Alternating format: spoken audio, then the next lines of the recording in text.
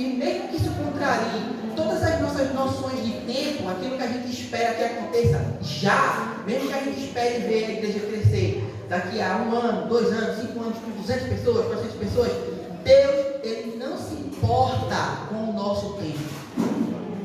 Deus tem um tempo dele para fazer as coisas. E a única coisa que a gente precisa fazer é confiar e descansar no agir de Deus. Amém? Então vamos seguindo. Nós acreditamos que o Senhor não edifica, nós acreditamos que se o Senhor não edificar a casa, como vai dizer o Salmo 27, em vão vigiam os sentinelas. Se o Senhor não edifica a casa, em vão a gente vai trabalhar, vai ser obra da carne. Toda a nossa promoção e pressão não vão servir. E é muito fácil a gente atrair pessoas para lotar um templo. É muito fácil, basta eu usar tudo aquilo que a gente tem de hoje de mais moderno, tudo aquilo que a gente tem de hoje de mais assim, atrativo ao olho das pessoas. É muito fácil. Agora, edificar pessoas, ajudar pessoas, edificar a igreja é algo que demanda mais tempo, é algo que leva toda uma vida por meses e é algo que ainda está em construção.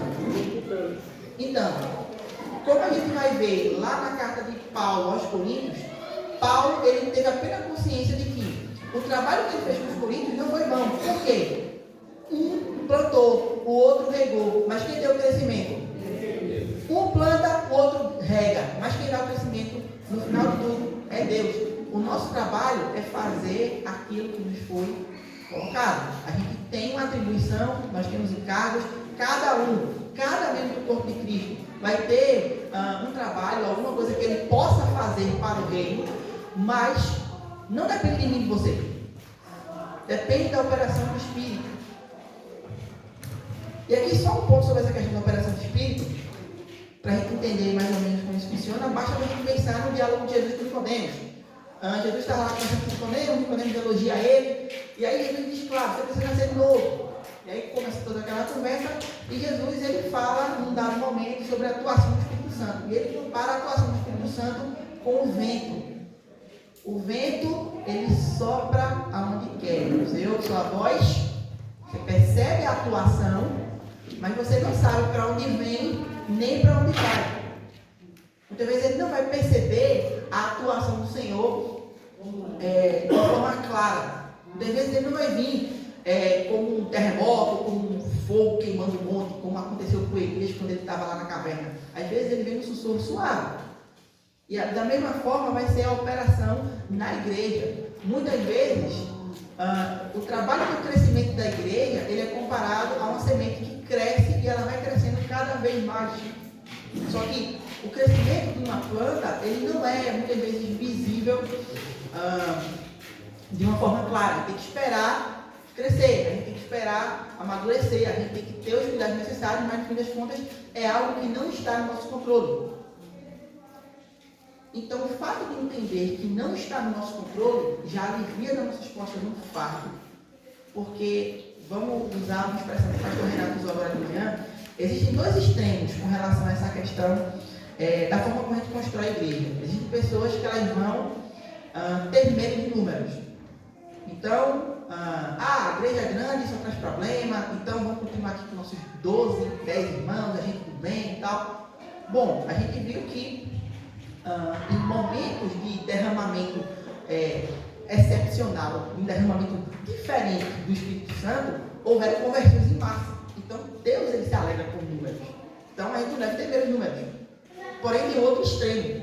A gente só querer que a igreja, e a gente entender uma igreja bem sucedida como uma igreja que tem muitos membros. Não necessariamente. Talvez aquela pessoa ou aquela congregação que tenha muitas pessoas, talvez ela esteja usando de métodos carnais para atrair pessoas carnais. A gente não sabe. Então, a gente não deve comer os números, mas também a gente não deve idolatrar. O que é que a gente tem que fazer? No fim das contas, se resume a essa palavra. Se você puder guardar essa palavra só ela lembrar dela, já é o suficiente. Descansar. Construir a igreja do jeito de Deus se resume basicamente em uma coisa: descansar que Deus não só vai operar, nesse exato momento, agora, Deus já está operando. Não é uma coisa que Deus vai fazer, Ele já está fazendo. Agora. Só que isso não depende de eu e você perceber ou não. A única coisa que a gente precisa é descansar. E quer descansar? Ter fé. Deus faz. Amém? Tudo que eu preciso ser é ser fiel. E eu preciso observar o trabalho dele. Então, a gente não é pressionado. Nós não somos pressionados. A gente evita a empolgação do momento, o emocionalismo, ou a gente evita as pressões desnecessárias. A gente entende que a igreja não é nossa. A igreja é do Senhor.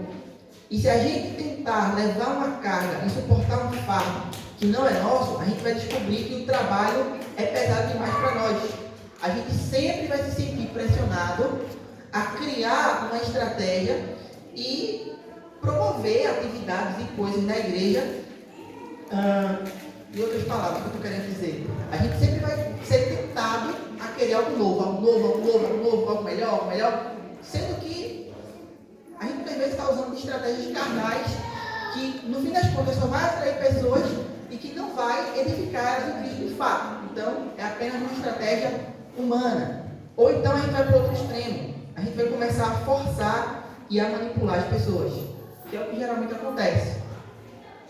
Basta a gente pensar o seguinte: o apóstolo Paulo, na sua segunda carta, ele estava lidando com um problema sério.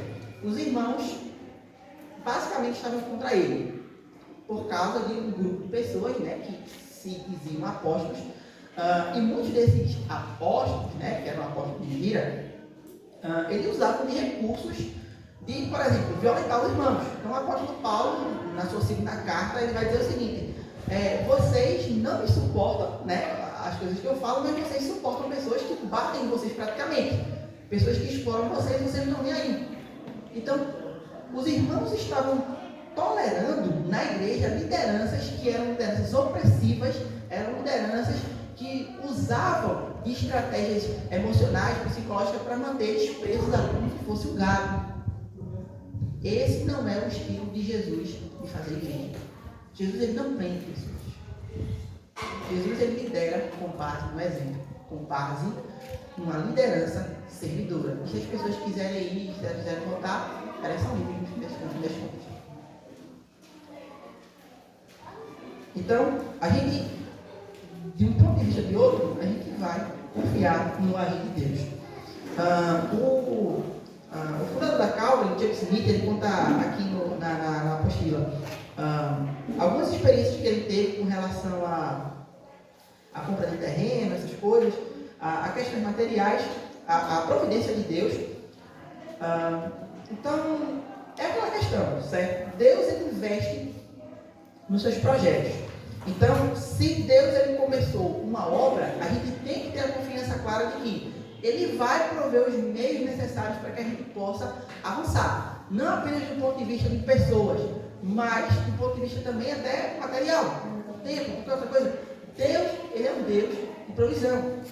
Deus, ele vai prover, e Deus, ele sempre provê na vida daqueles que trabalham de forma fiel. Mesmo que não venha no nosso tempo, mesmo que não venha da forma como a gente espera, Deus, ele sempre vai, de alguma forma, trazer a providência daquilo que a gente precisa. E por vezes, e aqui é uma questão que talvez possa ser assustadora para alguns, mas a gente tem que descansar. Muitas vezes a gente não vai ver o fruto daquilo que a gente fez. Muitas vezes a gente não vai ver. A gente vai ter um tempo, a gente vai cooperar por um momento, talvez Deus vai direcionar a gente para outros locais, mas a gente muitas vezes nem vai ver aquilo que a gente plantou. Mas por vezes, e talvez isso sirva de consolo para algumas pessoas aqui, a gente vai ser permitido ver alguns frutos. Uma das coisas que para mim foi muito importante no meu trabalho como professor, ano passado a gente teve um tempo muito difícil com as crianças lá onde a gente trabalha, porque aparentemente a gente não via resultado, né? A gente não via resultado. A maioria das crianças, elas estavam numa fase onde elas deveriam estar lendo e elas não estavam lendo, então basicamente estavam os meninos numa idade que eles deveriam ler e não estavam lendo, a gente tinha que alfabetizar praticamente do zero, né? Então foi todo um trabalho, foi bem desgastante, tinha toda uma questão comportamental envolvida, então Foi suave, foi difícil. E esse ano, né, e era uma coisa que eu pedia particularmente para algumas crianças específicas, né, que eu conhecia a história, então, poxa Deus, deixa eu ver isso aqui. Então, teve uma criança em particular que vieram me dizer, poxa, ela está tão bem em matemática, ela está tão assim, está desenvolvendo, está avançando. E aí perguntar a ela, poxa, quem foi que te ensinou? Como é que tu aprendeu? Ah, foi o tio João. E aí aquilo para mim foi, sabe? Mas também não foi só um sentimento de conseguir, mas não dependeu de mim. No momento que eu estava mais aperreado, querendo ver, e quando você trabalha com a docência, quando você é professor, você muitas vezes quer ver de forma imediata. Uma coisa que a minha coordenadora falou foi que às vezes a gente tem que simplesmente deixar, descansar, porque a criança vai ter o tempo dela de crescimento e aprendizado. Muitos vão aprender a ler tarde, e ler tarde não vai ser um impedimento para muitas pessoas. Elas vão crescer do mesmo jeito. Está dando para entender quando eu quero falar?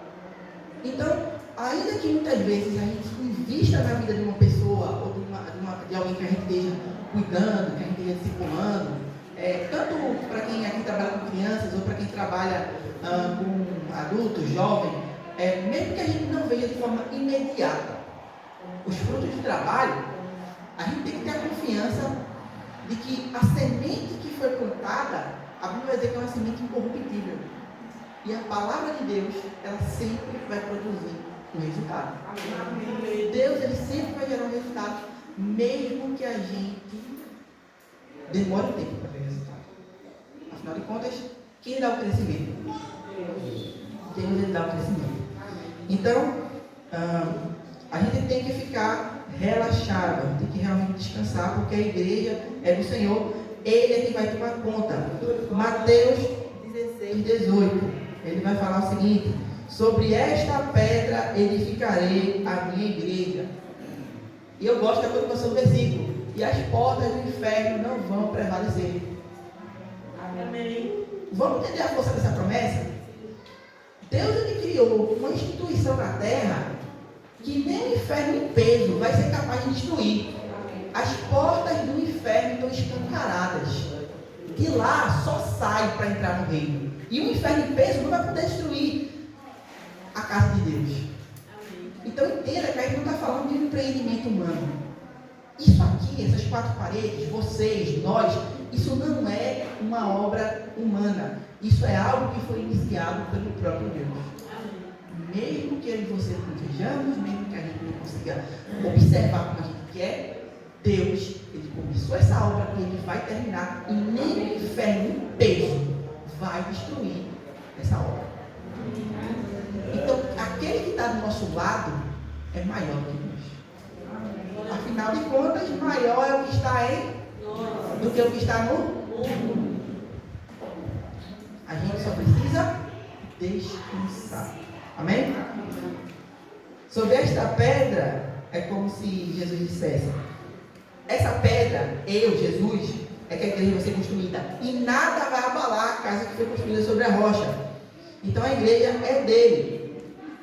Jesus, ele chama Pedro, naquele episódio da restauração de Pedro. Jesus já chama Pedro 3 vezes: tu me amas, tu me amas, tu me amas. Pedro, eu te amo. O que é que Jesus diz? Apacenta minhas ovelhas. Não é como o autor vai dizer aqui na página 23. Ele não vai dizer, você é o total responsável por isso. O que ele vai dizer é: tome conta, cuide. Quem vai acrescentar as ovelhas ao curral é Jesus. O nosso trabalho, e aqui eu não estou falando especificamente da liderança, mas cada pessoa aqui, nessa vitória, cada pessoa aqui presente, ela vai ser um instrumento de Deus para alcançar outro. Então, cada pessoa aqui, ela tem essa atribuição de amar as ovelhas, de amar os outros, de tomar conta, de vigiar, de alimentar e confiar que o Senhor irá construir a igreja e acrescentar aqueles que vão ser salvos. Deus, ele vai acrescentar aqueles que vão ser salvos. Basicamente, é o texto de Atos 2.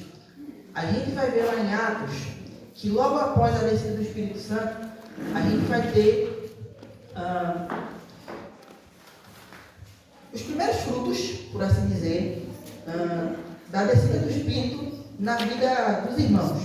Então, você tem ali a conversão em massa de 3.000 pessoas e você vai ter o estilo de vida das pessoas que se convertiam, né? Atos 2, o 42, ele vai dizer que os discípulos, eles tinham uma vida muito simples, perseveravam na doutrina dos apóstolos, na comunhão, no partir do pão, nas orações.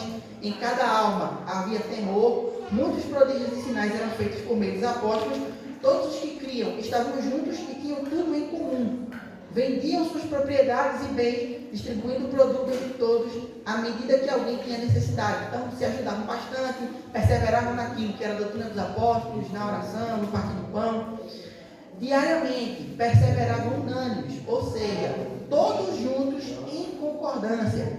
No templo, partiam pão de casa em casa, tomavam suas refeições com alegria e simplicidade de coração, louvando a Deus e contando com a simpatia do povo. Aquela igreja era uma igreja admirável.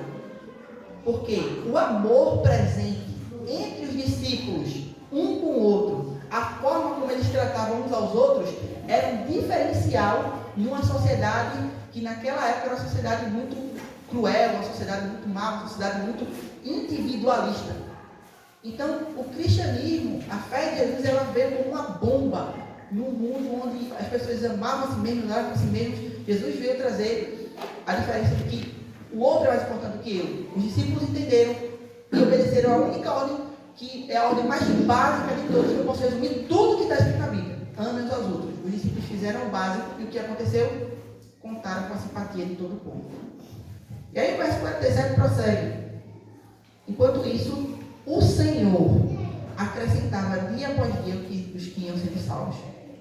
Veja, não era a igreja que atraía e acrescentava as pessoas dia após dia os que iam sendo salvos. Era o Senhor que acrescentava. Então o Senhor acrescentava dia após dia aqueles que iam sendo salvos. Perdão. Nós descobrimos o seguinte: quando você se esforça para ganhar, você vai ter que se esforçar para manter o que você ganhou. Se você realmente se esforçou e fez pressão, você é pressionado a continuar. E a manutenção ela é difícil se for um programa feito pelo homem, basicamente. Entra naquela questão da estratégia. Você faz uma atividade e você consegue atrair as pessoas daquele jeito. E aquilo não funciona mais. Então, o que é que você tentaram fazer? Fazer talvez aquela atividade ou outra de forma maior, em outra escala.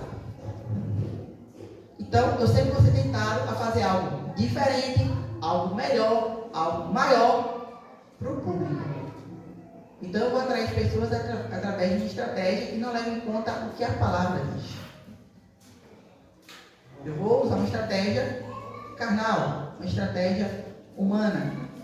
Isso, de fato, não vai trazer transformação na vida das pessoas.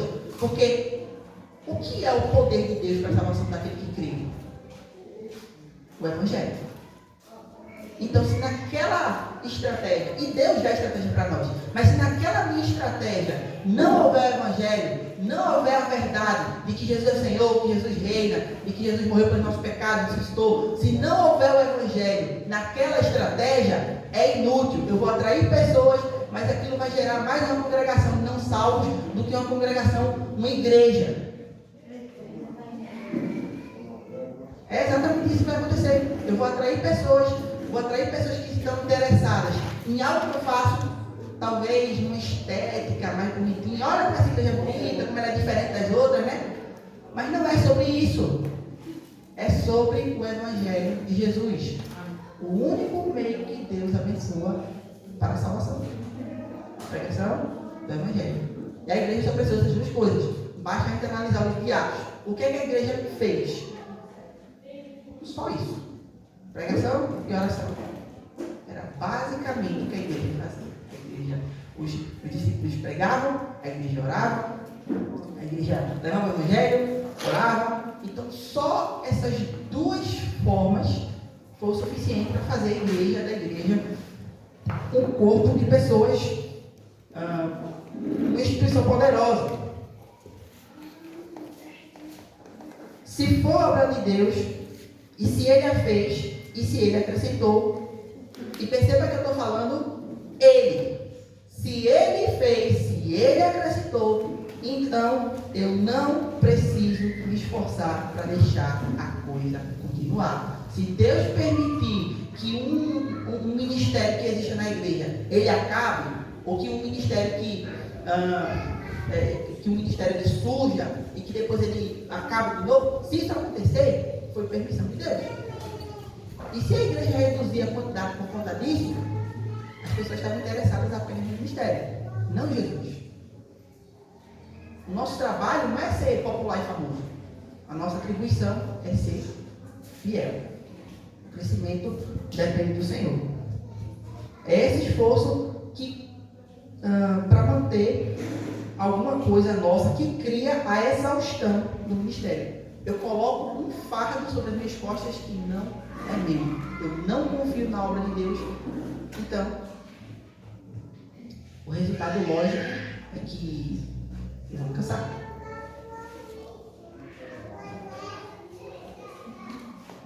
E eu digo a vocês, eu não tenho nada de verdade para falar isso.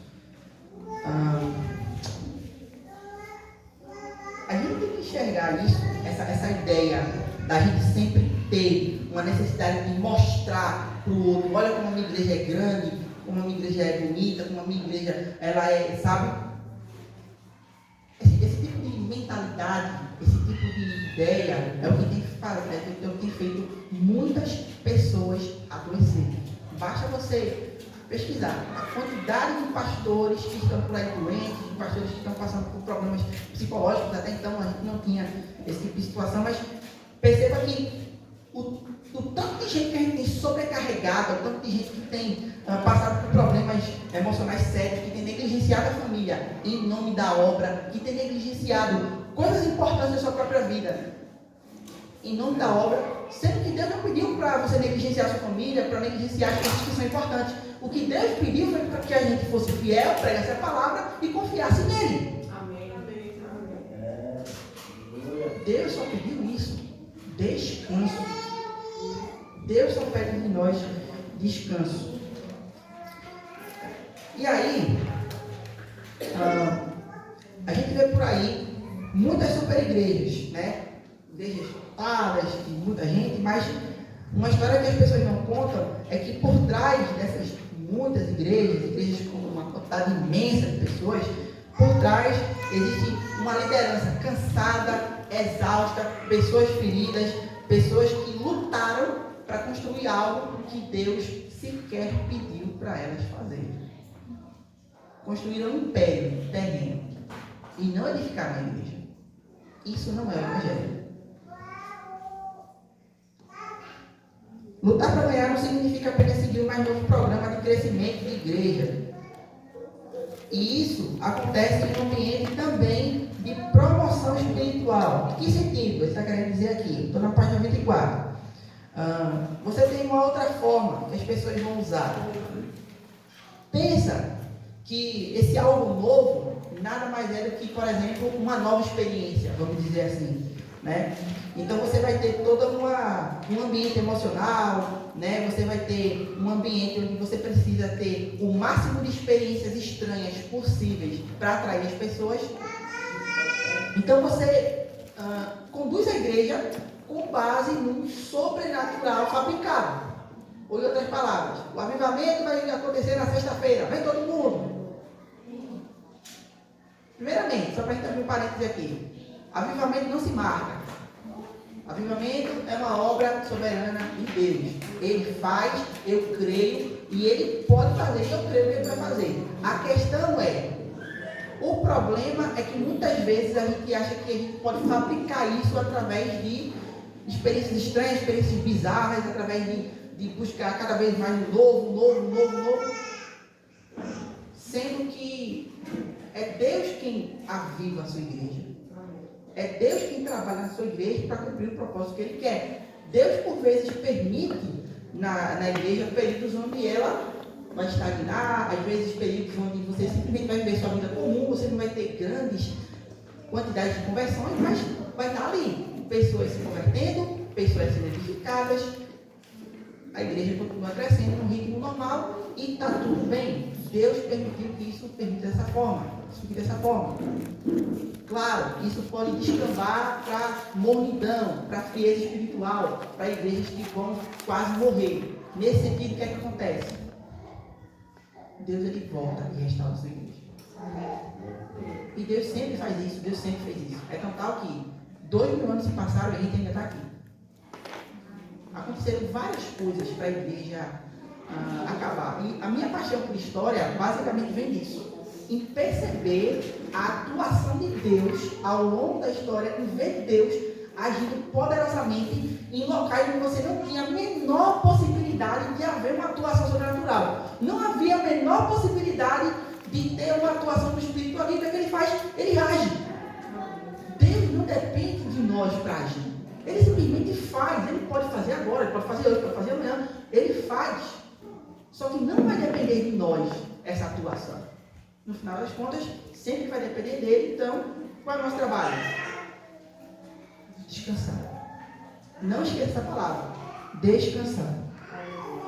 Mas voltando aqui, as pessoas começam a criar todo um ambiente de culto onde tudo gira em torno do sobrenatural.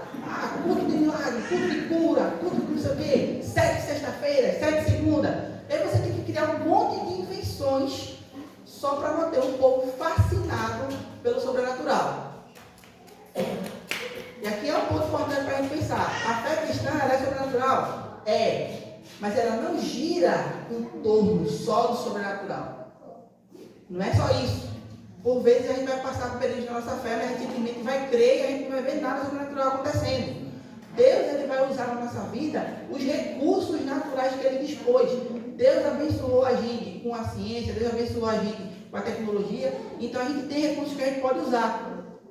Só que é uma coisa que o pastor Luciano Subirá, ele falou e que eu creio muito nisso. Deus ele quer que a gente tenha fé no ordinário. A nossa fidelidade no ordinário, na vida comum, no dia a dia, com perrengue, conta para pagar, menino chorando, com doença, enfim.